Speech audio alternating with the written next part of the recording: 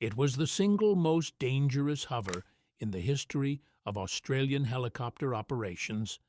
In September 1969, a Royal Australian Air Force Iroquois pilot held his aircraft motionless above a canopy of triple-layer jungle in Long Con Province, while enemy tracer fire stitched through the air around his cockpit.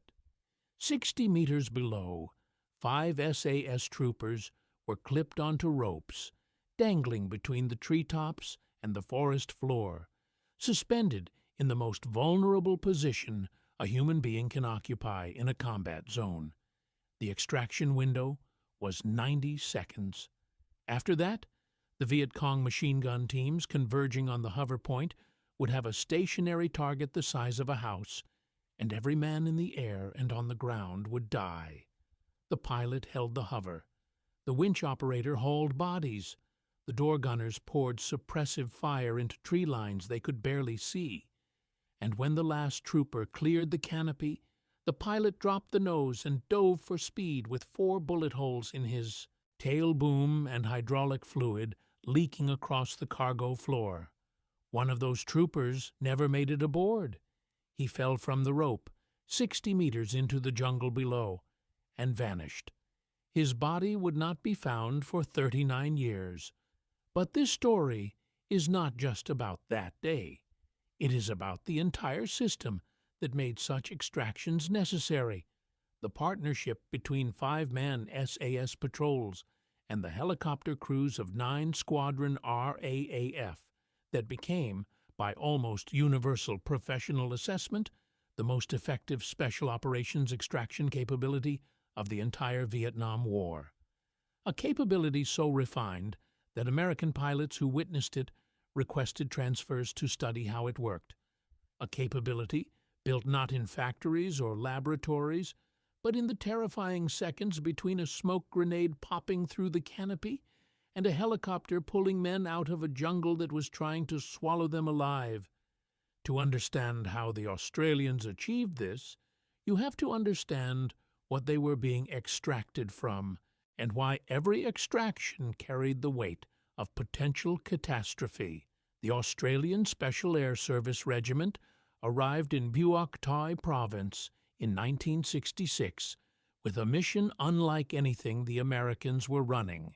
While U.S. forces measured success in body counts and territory seized, the Australians had been given a single, open-ended directive: pacify the province using whatever methods they deemed necessary. The key word was whatever, and it would define everything that followed. The SAS component was tiny. Never more than 150 operators in country at any given time, rotating through 3 Sabre squadrons on year-long deployments. Their official designation was reconnaissance. Their actual function was something far more dangerous, something that required getting deep into enemy territory and staying there for days, sometimes weeks, before the most critical phase of every mission arrived: getting out. The patrols were small by any military standard, 5 men, sometimes 4. They carried everything on their backs. They moved at speeds that confounded American observers, sometimes covering less than 100 meters in an hour, picking through the undergrowth with a patience that seemed almost geological. They communicated through touches. A hand on the shoulder meant stop. A tap on the arm indicated direction. Hand signals so subtle that observers standing meters away missed half of them. This methodology produced extraordinary intelligence. SAS patrols identified enemy positions, mapped supply routes, counted personnel movements, and documented Viet Cong logistics with a precision that signals intercepts and aerial reconnaissance simply could not match. Over the course of the war, the Australian and New Zealand SAS conducted nearly 1,200 patrols. They killed at least 492 confirmed enemy fighters, with another 106 probable kills, 47 wounded, and 11 prisoners captured. Their own losses were almost incomprehensibly low. 1 killed in action, 1 died of wounds, 3 killed by friendly fire, 1 missing in more than 5 years of continuous operations in some of the most contested ground in all of Vietnam, a total of 6 dead. But those numbers concealed a reality that the statistics could not capture. Every one of those 1,200 patrols ended the same way, with 5 men deep in enemy territory needing to get out, and the only way out was up. The terrain they operated in made extraction a life-or-death puzzle with no margin for error. Phuoc Tuy Province was roughly the size of a large American county, bounded by the South China Sea to the south and dominated by jungle-covered mountains and rubber plantations. The long high hills, the Nui Me Tao Massif, the Nui Thi Vai, and Nua Dinh Hills complex, each presented a different nightmare for helicopter operations. The long highs were limestone, riddled with caves and tunnel complexes where the Viet Cong's D-445 Provincial Mobile Battalion had established fortified positions that B-52 strikes could not destroy. Over 40,000 tons of ordnance had been dropped on those slopes between 1966 and 1968, and the enemy kept operating from them as though the bombs were weather. The jungle canopy in these areas rose to 60 meters in places, triple canopy, meaning 3 distinct layers of vegetation between the forest floor and open sky. Sunlight barely reached the ground. Helicopter landing zones did not exist unless they were cut by hand or blasted by explosive. When a patrol went into this country, they went knowing that the only way they were coming out was by rope or winch, dangling beneath a helicopter that had to hold a stationary hover over the canopy, while every enemy fighter within earshot converged on the sound of its rotors. The SAS patrolled this terrain in conditions that would have been considered untenable by conventional infantry standards. They carried everything they needed for days of independent operation: food, water, ammunition, communications equipment, medical supplies. Their packs weighed upward of 30 kilograms. They moved through vegetation so dense that visibility rarely exceeded 5 meters, sometimes 3. They navigated by compass and dead reckoning through terrain that looked identical in every direction, a labyrinth of green with no landmarks and no horizon. When they made contact with the enemy, the dynamics shifted in an instant. The slow, patient, invisible patrol became a 5-man fighting unit engaged against forces that could outnumber them 10 to 1, 20 to 1, sometimes worse. The SAS response to contact was standardized and savage. Every man opened fire simultaneously, pouring out rounds at a rate designed to simulate a much larger force. The volume of fire bought seconds. In those seconds, the patrol commander was already on the radio, calling for extraction. From that moment, the countdown began. The patrol had to break contact, move to an area where a helicopter could reach them, mark their position, and hold until the aircraft arrived. The enemy had to be kept at distance while the helicopter came in. If the Viet Cong closed too fast, the extraction aircraft would fly into a converging fire trap. If the patrol could not reach a suitable extraction point, the helicopter might not be able to lower ropes through the canopy at all. Every variable was a potential death sentence. This was the operational reality that created the partnership between the SAS and 9 Squadron.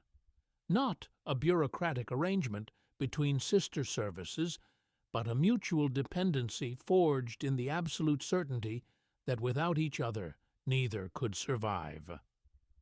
Number 9, Squadron, Royal Australian Air Force, flew Iroquois helicopters from Vung Tau Air Base in support of the 1st Australian Task Force. They arrived in mid-1966 with 8 UH-1B aircraft and roughly 90 personnel. By 1968, they had been re-equipped with 16 of the larger, more powerful UH-1H models. Their mission profile was broad: troop transport, logistical resupply, medical evacuation, aerial spraying, even leaflet drops. But the mission that defined their reputation, that welded their identity to the SAS with bonds that veterans describe in almost familial terms decades later, was patrol insertion and extraction. The mechanics of inserting an SAS patrol were precise enough to be called choreography. A standard insertion package involved 5 aircraft. The SAS patrol rode in a single slick, the troop carrying Iroquois. A second slick followed as a spare carrying a backup patrol. A command aircraft orbited above, and a pair of bushranger gunships, Iroquois modified with twin forward-firing 7.62 millimeter miniguns, rocket pods carrying 14 2.75-inch rockets, and door-mounted M60 machine guns, flew escort. The approach was designed around deception. The formation would make multiple false insertions, the slick descending to treetop height at several locations before the actual drop. At the real insertion point, the helicopter would fall out of the sky with controlled violence. Pilots described bringing the aircraft from altitude to treetop level so fast that SAS troopers sitting in the door with their feet hanging out felt their greens rip on branches as the aircraft bottomed out. The patrol exited in seconds, the helicopter climbed away, and 5 men disappeared into the green. The Viet Cong learned. By 1970, after 5 years of SAS patrolling, enemy fighters had become familiar enough with Australian insertion techniques that it was no longer unusual for patrols to take fire shortly after landing. The SAS adapted. They developed what they called cowboy insertions.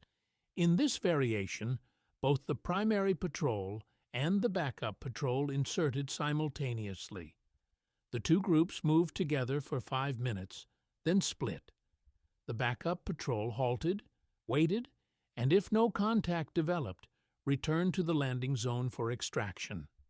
The primary patrol continued its mission. The technique doubled the complexity of every insertion, but restored the element of surprise. All of this was dangerous, but it was the extraction that could kill you. An extraction could be planned or unplanned. A planned extraction was relatively straightforward. The patrol reached its scheduled pickup point, confirmed identity by radio, popped a colored smoke grenade, and waited for the slick to descend. The smoke seeped up through the canopy, a wisp of red or blue or yellow visible from the air, confirming the patrol's position. The pilot would call the color he saw. If the patrol confirmed, the helicopter came in. If a different color appeared, if the enemy was monitoring radio frequencies and had popped their own smoke to lure the aircraft into an ambush, the mission was aborted. Everyone went home. But the majority of the extractions that defined the SAS-9 Squadron partnership were not planned. They were hot. And hot, in the vocabulary of the Vietnam War, meant under fire. A hot extraction began with a radio call that every helicopter crew in Vietnam recognized as the precursor to extreme violence. The patrol had been compromised. The enemy knew where they were. Contact was either imminent or already underway.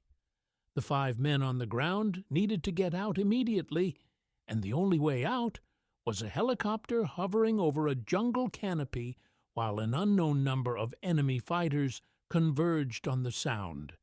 The procedure was worked out in excruciating detail through trial and terrible error. The bushranger gunships went in first, making firing passes on the tree lines around the extraction point. Rockets and minigun fire tore into the vegetation, suppressing enemy positions that the pilots often could not see. They were firing at muzzle flashes, at suspected locations, at the general direction of incoming rounds. Then the extraction slick moved in. In dense jungle, a standard landing was impossible. There were no clearings. The trees rose 30, 40, sometimes 60 meters above the forest floor. The slick had to hover above the canopy while the crew lowered ropes or the rescue winch through the trees.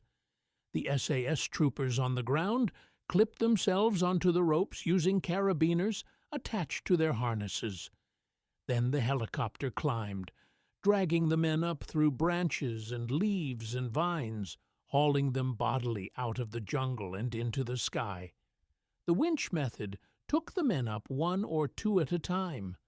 The crewman operating the winch had to leave his M60 machine gun position to work the mechanism, which meant the first SAS trooper hauled aboard had an immediate job.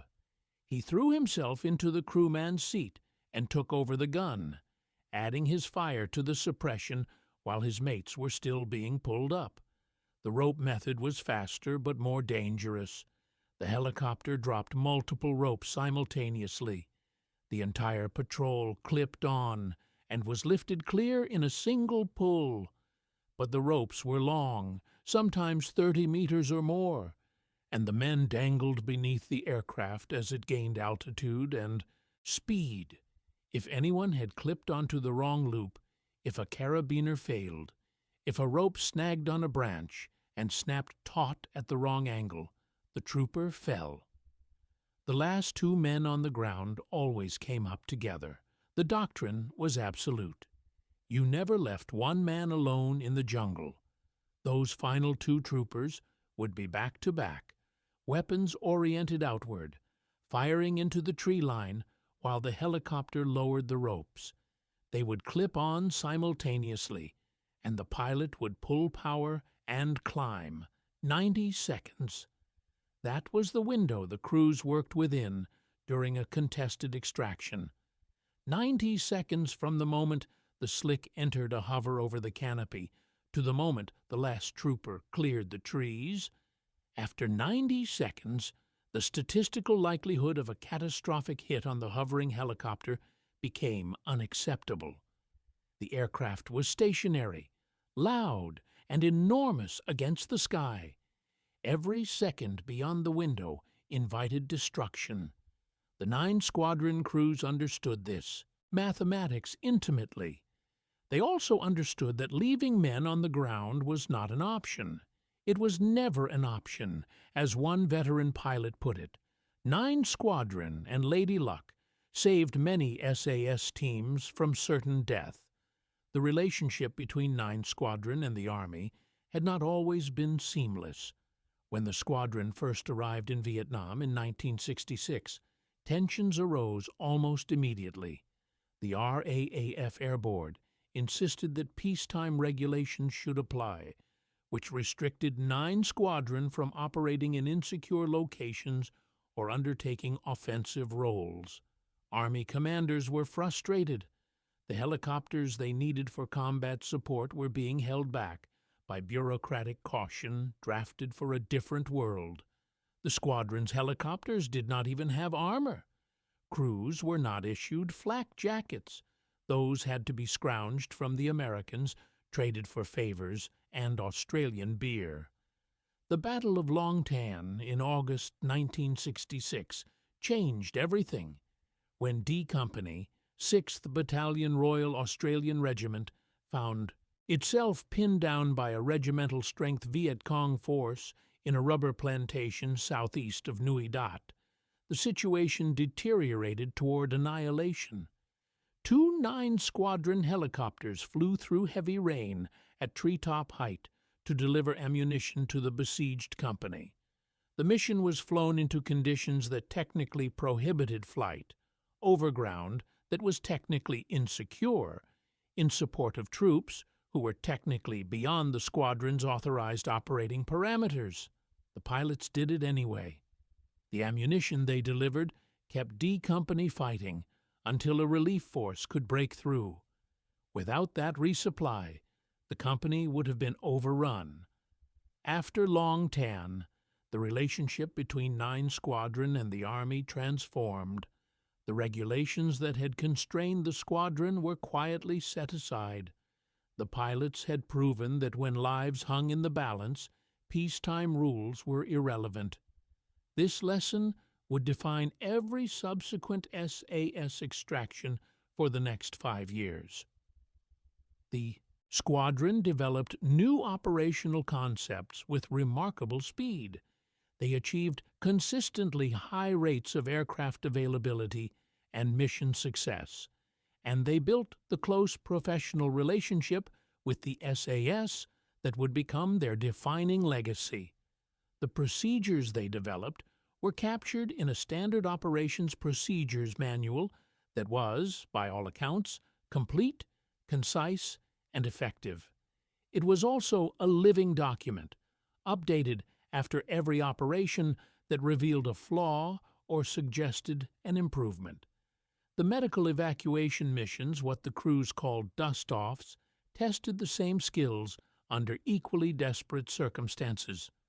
On one occasion, in April 1971, an Iroquois was scrambled for an urgent dust-off in the Long High Hills. There was no clearing at the contact site. The trees in the area stood 40 meters high. The pilot had to work his aircraft down through the canopy, descending gradually while the branches closed around his rotors until he reached a hover low enough for the winch to reach the ground. A South Vietnamese soldier with both legs blown off at the knees by a landmine was strapped into the stretcher below. The Viet Cong opened fire on the hovering helicopter, hitting it repeatedly. The crewmen started the winch operation while the door gunner returned fire. The pilot held the aircraft steady while rounds punched through the fuselage around him. The wounded soldier was raised. The helicopter climbed back through the canopy, and the pilot returned to pick up a second casualty. That same operation ended in catastrophe for another aircraft. A helicopter attempting to winch up additional wounded was hit by enemy machine gun fire while hovering. It crashed to the ground and burst into flames. The crew escaped, but Lance Corporal John Gillespie, a helicopter medic from 8 Field Ambulance, and 3 other soldiers were engulfed in the fireball. A crewman, Corporal Stevens, repeatedly entered the burning wreckage trying to rescue Gillespie until the flames drove him back. Stevens was later awarded the British Empire Medal for his courage. Gillespie became the last Australian combat soldier killed in Vietnam. His body could not be recovered from the burning aircraft. These incidents illustrated the brutal arithmetic of helicopter extraction in hostile jungle. Success and catastrophe could be separated by meters, by seconds, by a single bullet finding a hydraulic line instead of empty air. The crews accepted this arithmetic because the alternative was unthinkable. You flew in. You held the hover. You brought people out. If the aircraft was hit, you kept flying as long as the rotors turned. If the rotors stopped turning, you had different problems. The partnership between 9 Squadron and the SAS produced a mutual respect that transcended normal military relationships. The bond was forged in fire and sustained by trust of the most absolute kind. The SAS trusted the pilots to come for them regardless of conditions. The pilots trusted the SAS to fight their way to an extraction point and hold it long enough for the helicopters to do their work. Neither side ever let the other down. SAS veterans described the relationship in terms that went beyond professional admiration. One veteran recalled a hot extraction in May 1969, southwest of the Courtenay rubber plantation. His patrol was surrounded. Enemy fighters were visible to the north, south, and west. He was certain they occupied the thick country to the east as well. The patrol waited 3 hours. Then, as the sun dropped toward the horizon, the radio crackled with the news that the bushrangers were inbound. The gunships laid rockets 20 meters to the north and 20 meters to the south of the patrol's position. The explosive concussions were close enough to feel in the chest. Then a lone slick came across the treetops and dropped 4 ropes. Both door gunners were firing. The SAS troopers were firing. The enemy was firing. Tracer rounds crossed in the abraihash. Air from every direction.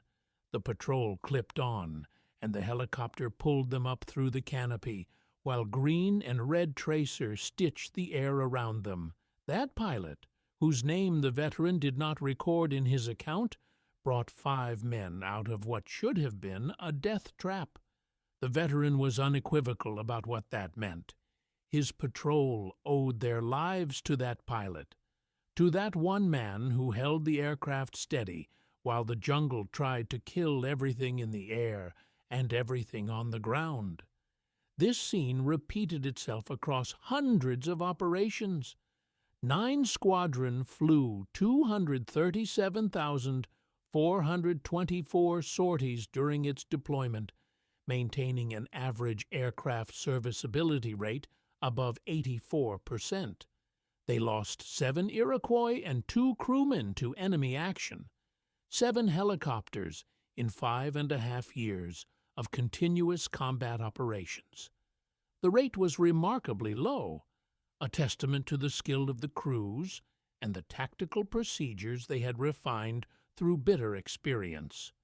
But not every extraction ended with everyone coming home. On the 27th of September 1969, a 5-man patrol from 3 Squadron SAS was operating in an area west of the Nui Mai Tau Mountains in Long Khan Province. They had been in the field for 7 days in persistent rain. The patrol was searching for signs of enemy activity in terrain that was known to harbor significant Viet Cong concentrations. That day, the patrol made contact. They engaged and killed 5 Viet Cong fighters. Then, as they withdrew, they encountered a force of approximately 30 enemy soldiers. The 5 Australians were outnumbered 6-1, and the odds were deteriorating. The patrol commander called for an emergency extraction. The response was immediate.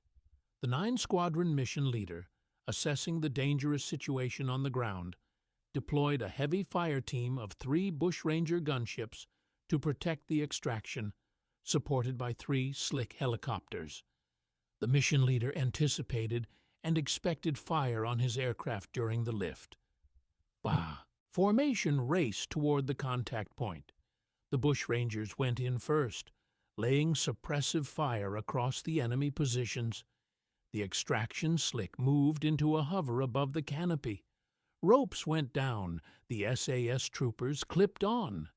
The helicopter pulled power and began climbing, dragging the men up through the trees while both door gunners fired and the gunships made passes on the surrounding jungle. Private David John Elkington Fisher was 23 years old. He was a national serviceman, a conscript who had been called up, selected for the SAS, passed the brutal selection course, and deployed to Vietnam. He had 2 months remaining on his tour. He clipped his carabiner to the rope. The helicopter climbed, and somewhere between the canopy and the sky, Fisher fell. He dropped approximately 60 meters into the dense jungle below. There was speculation afterward that he may have attached his carabiner to the wrong loop on the rope. Under the pressure of a hot extraction, with enemy fire cracking through the vegetation and the helicopter's downdraft tearing at the trees, the mechanics of clipping onto a rope required precise action under conditions designed to make precision impossible. An air search began within 10 minutes. A ground search followed within 5 hours. A 10-man SAS patrol was inserted into the area. The next day, rifle companies joined the search. For 6 days, Australian soldiers combed the jungle around the extraction point. Fisher's body was never found. He was declared missing in action, presumed dead. The patrol that had been extracted, the men who had been hanging on ropes alongside Fisher when he fell, carried that day with them for the rest of their lives. They had watched one of their own disappear into the green. The jungle had taken him, and no amount of searching could find where. 39 years later, in 2008, a team from the Australian Defence Force's Unrecovered War Casualties Unit returned to Vietnam.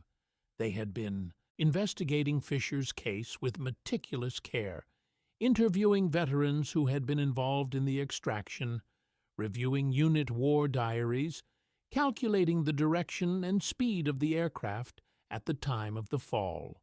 Their analysis revealed something significant. Earlier searches had concentrated on an area too close to the roping extraction point. The helicopter had been moving as it gained altitude. Fisher's body had fallen further from the pickup zone than anyone had initially estimated.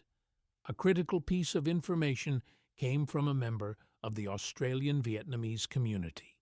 He told investigators that in October 1969, he and another soldier had found the body of what they assumed was a dead American. Fisher, like most SAS troopers, had been wearing American camouflage uniform. They had buried his body in a shallow grave beside a stream called the Soi Sap. He provided a detailed description of the location. In August 2008, the investigation team returned to the Soi Sap. While examining a shallow pool of water near the stream, a Vietnamese team member found a large piece of bone. An Australian forensic anthropologist confirmed it was most likely the lower end of a human femur. Careful excavation over the following days unearthed more remains, along with a piece of plastic from an Australian-issue collapsible water bladder used exclusively by SAS personnel in Vietnam. Then they found his dog tags. Private David John Elkington Fisher was repatriated to Australia in October 2008. His former patrol commander, Mick Van Droffelaar, was among the veterans who escorted him home. His former commanding officer, Colonel Reg Beasley, was there.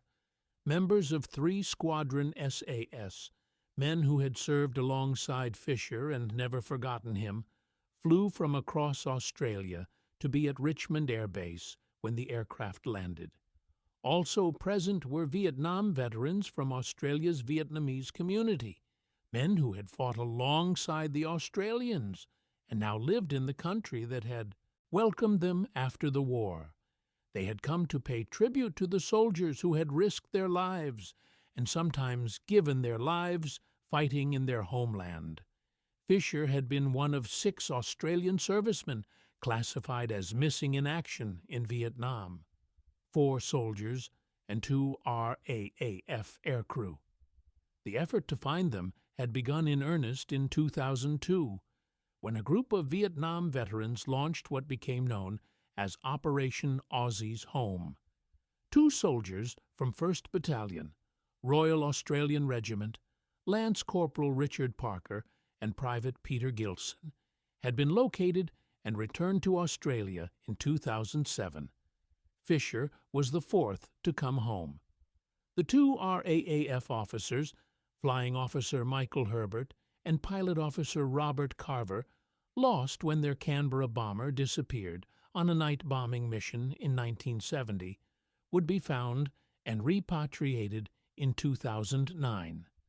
By that year, no Australian servicemen remained missing in action from the Vietnam War. Every one of them had been brought home. At the Vietnam War Memorial in Canberra, the plaques bearing the names of Australia's missing in action were amended. Where Fisher's name had read missing in action for nearly 4 decades, the inscription was changed. No longer missing in action. Home at last. The extraction system that both saved and claimed lives had no American equivalent in precision or execution. American helicopter operations in Vietnam were massive in scale. The U.S. Army operated thousands of helicopters across the entire theater.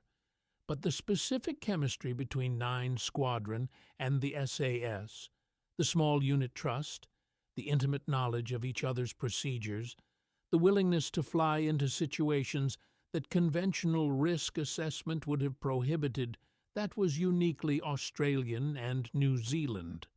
American LRRP teams, long-range reconnaissance patrols, conducted similar missions to the Australian SAS. They too operated in small teams in enemy territory and relied on helicopter extraction. But American extractions typically involved larger helicopter packages with more firepower but less coordination. The sheer scale of American operations made the kind of personal relationship that existed between individual SAS patrol commanders and 9 squadron pilots difficult to replicate. The Australian system was built on a foundation of familiarity. Before every patrol insertion, the SAS patrol and the 9 squadron crew sat together at the alert shack on Kangaroo Pad at Nui Dat and briefed the mission jointly. The SAS patrol commander knew the pilot who would insert him. The pilot knew the patrol commander who would be calling for extraction if things went wrong. They had often worked together before. They knew each other's voices, each other's tendencies, each other's thresholds of calm and crisis. This mattered in the 90-second window. When the radio crackled with a request for emergency extraction, the pilot on the other end was not an anonymous asset dispatched by a tactical operations center. He was someone the patrol commander had shared coffee with that morning. The trust was personal, and personal trust translated into split-second coordination that impersonal systems could not match. American pilots who witnessed or participated in joint operations came away shaken by what they saw. The speed, the precision, the willingness to hold a hover in conditions that would have triggered an abort under American operational guidelines. The Australian system accepted levels of individual risk that American doctrine, designed for a much larger force with more replaceable assets, could not endorse. The Bushrangers were a case study in this philosophy. The idea of converting 4 Iroquois into dedicated gunships emerged not from official procurement channels, but from what the Australians candidly called scrounging. In July 1968, a 9-squadron pilot flew from Vung Tau to American bases at Vin Long, Dong Tam, and Pu Loi. His aircraft was loaded with Victoria bitter beer and Tarak soft drinks. Traded the Australian beverages for rocket pods and miniguns. Those traded components became the first RAAF gunship conversion. Official approval for the purchase of 4 gunship modification kits did not come until March 1969, 9 months after the Australians had already built and deployed their first Bushranger. This was characteristic of the entire Australian approach. They did not wait for institutional processes to deliver capability. They built it themselves, traded for it, improvised it, and tested it under fire. The result was a system that was rough around the edges, small in scale, and devastatingly effective in execution. The Viet Cong understood what they were dealing with. Captured documents and post-war accounts confirmed that enemy forces in Phuoc Tuy province had developed a deep wariness of the Australian helicopter extraction system. They knew that any contact with an SAS patrol would inevitably bring the bushrangers, they knew that the helicopters would arrive faster than seemed possible, that the gunships would be accurate and aggressive, and that the SAS patrol would fight with a ferocity born of knowing that their ride home was on the way. The enemy's tactical response to SAS patrols reflected this understanding. Former Viet Cong fighters interviewed after the war confirmed what captured documents had already revealed. The Australians were more patient, better at ambushes, more dangerous in the close country. One former fighter's assessment, recorded in academic studies of the war, was stark. The Australians liked to stay and fight instead of calling in aircraft. The Viet Cong were more afraid of that style. When the Australians did call in aircraft, the fear compounded. The patrol that had been invisible in the jungle was suddenly backed by gunships carrying enough ordnance to shred a company-sized position. The combination was psychological as well as tactical. The SAS patrol represented the scalpel. The helicopter extraction system represented the guarantee that the scalpel could be withdrawn and redeployed at will. The enemy could never trap the SAS permanently. They could hurt them, they could compromise them, they could outnumber them, but they could not keep them. The helicopters always came. The broader Australian campaign in Phuoc Tuy reflected this dynamic on a larger scale. The 1st Australian Task Force, never numbering more than about 8,000 personnel at peak strength, had been assigned responsibility for a province that American forces had struggled to pacify. The Australian approach was fundamentally different from the American model. Where U.S. forces favored large-scale sweep operations, supported by massive firepower, the Australians relied on continuous patrolling, ambush operations, and the patient accumulation of pressure that ground down enemy capability over months and years.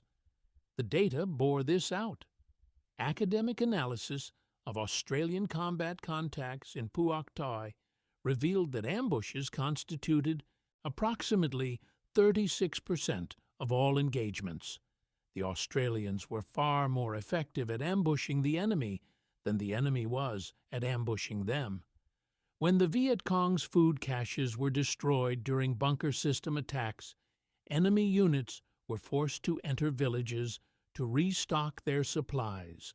This made their portering patrols vulnerable to Australian ambushes, creating a cycle of deprivation and attrition that gradually degraded Viet Cong capability across the province.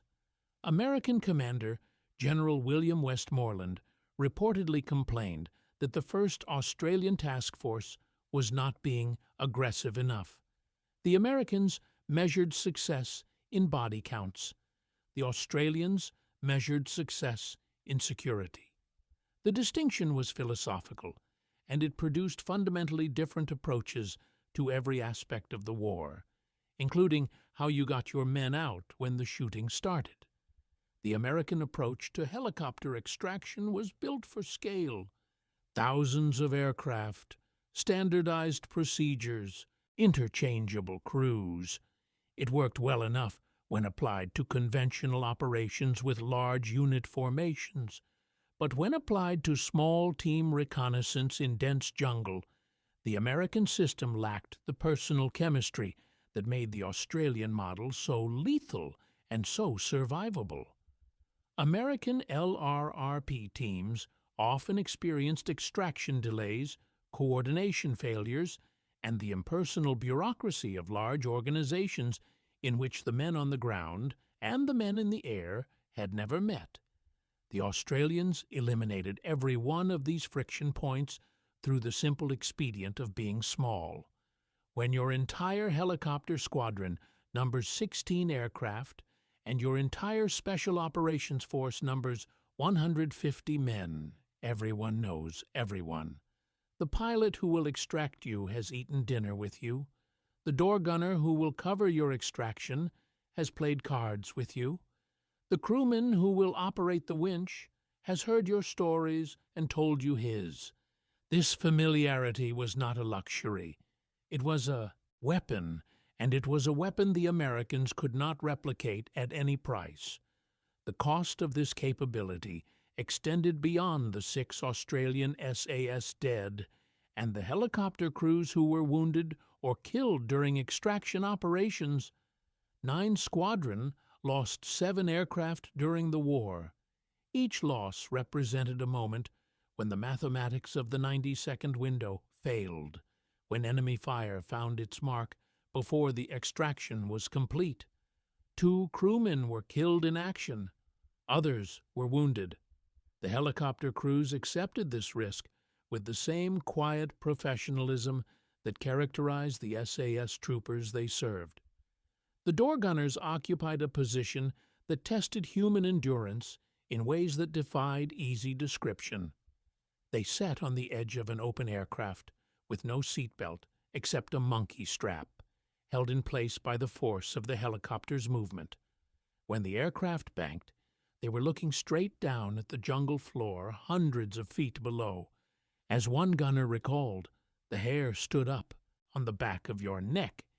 In a hot extraction, they were firing their M60s into the tree lines, while tracer rounds climbed toward them from below, green lines of light converging on the aircraft they could not leave.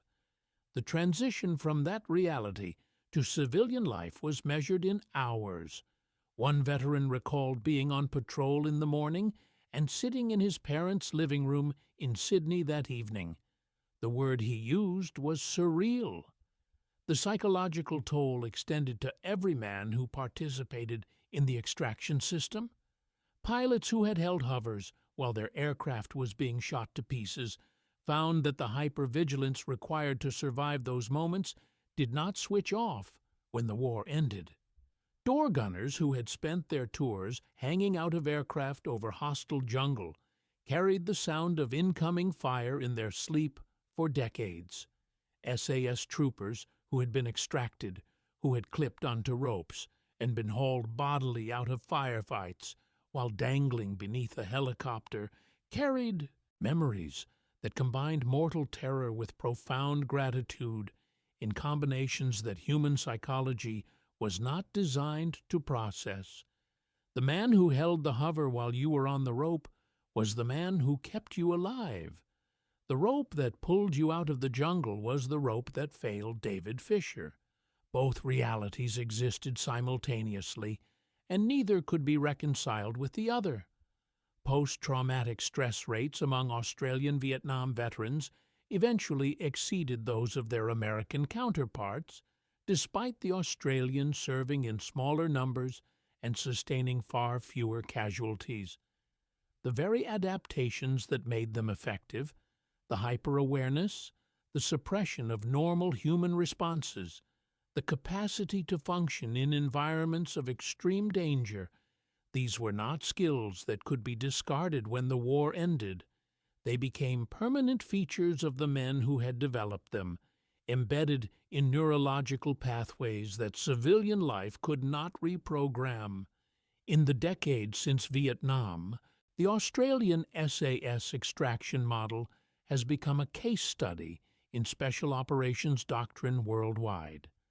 The principles that 9 Squadron and the SAS developed through painful iteration, the joint briefing system, the dedicated relationship between specific air and ground units, the acceptance of extraordinary risk in the extraction phase because the alternative was abandoning personnel, these principles now form the foundation of special operations aviation in multiple Western militaries. Fort Bragg studies it. Coronado studies it. The British SAS, which shares lineage and ethos with its Australian counterpart, incorporated lessons from the Vietnam extraction experience into its own helicopter partnership with RAF Special Forces flight. The architecture of modern special operations aviation, the dedicated units, the cross-training, the personal trust between air crews and ground operators, traces a direct line back to the alert shack on Kangaroo Pad At Nui Dat, where SAS patrol commanders and 9 squadron pilots planned their missions over cups of instant coffee, what cannot be replicated is the specific human chemistry that made it work. The fact that 580 SAS soldiers and approximately 170 squadron personnel at peak strength, operating from a rubber plantation in a province most Americans had never heard of, built a system that outperformed anything the most powerful military on Earth could field. The fact that they did it with scrounged gunship parts, traded beer, and a willingness to hold the hover for 5 more seconds when doctrine said to break off. When the war ended for the Australians, it ended with characteristic efficiency and without ceremony. The last SAS squadron, 2 Squadron, completed its final tour and was withdrawn in October 1971. 9 Squadron flew its last mission in Vietnam on the 19th of November that year. In December, the squadron's 16 Iroquois helicopters took off from Vung Tau for the last time and landed on the deck of HMAS Sydney for the voyage home. Before they departed, President Thieu of South Vietnam came aboard to thank the Australians for their service. It was one of the few official acknowledgments of what the Australians had accomplished.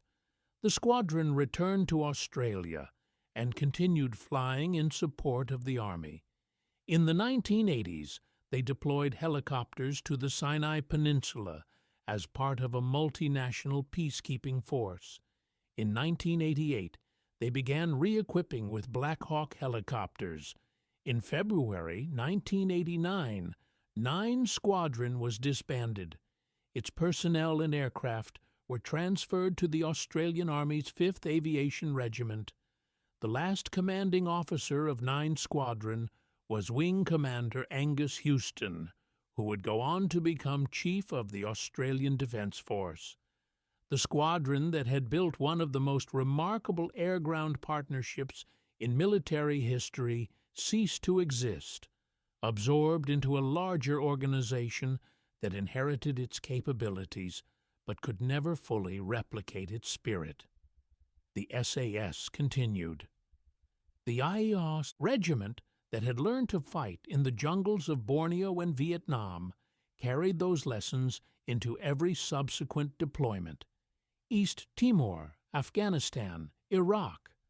The patrol techniques, the extraction doctrines, the philosophy that small units with high skills could achieve what large formations with heavy firepower could not. All of it traced back to Phuoc Toi Province, to the Long Hai Mountains, and the Nui Mai Tau Massif, to the triple-canopy jungle, where 5 men would disappear for days and emerge with intelligence that changed the course of operations. The numbers tell part of the story. Nearly 1,200 patrols, 237,424 helicopter sorties, kill ratios that American units could not approach, casualty rate so low that American analysts initially suspected the Australians were avoiding contact rather than seeking it. They were not avoiding contact. They were choosing it on their terms, at their pace, in positions of their selection, and when they were done, they vanished into the sky. The captured Viet Cong documents told another part. The enemy called the SAS troopers Ma Rung, the phantoms of the jungle. But phantoms, by definition, cannot be touched. The SAS could be touched. They could be hit, wounded, surrounded, outnumbered. What made them phantoms was not their invulnerability. It was their ability to vanish, to be there one moment and gone the next, pulled into the sky by aircraft and crews who would fly into fire to bring them home. That was the extraction. That was the 90-second window. That was what American pilots watched and could not quite believe. A system built on personal trust, improvised equipment, and the absolute refusal to leave anyone behind. They were gone in 90 seconds, and the jungle closed over the space where they had been as if they had never existed at all, except, of course, for Private David Fisher, who fell from the rope and waited 39 years in the earth beside the Soy sap before his mates came back for him. Because the Australians always came back, even when it took 4 decades, even when the war was over and the jungle had reclaimed every trace. They always came back. That is what the American pilots still talk about. Not just the speed of the extraction or the precision of the gunship runs or the insane courage of holding a hover while the aircraft was being shot apart. They talk about the fact that the Australians never left anyone behind. Not in 90 seconds. Not in 39 years. Ma Rung, the phantoms of the jungle, the men who vanished into the sky, the men who always came home, even the last one, even Fisher, home at last.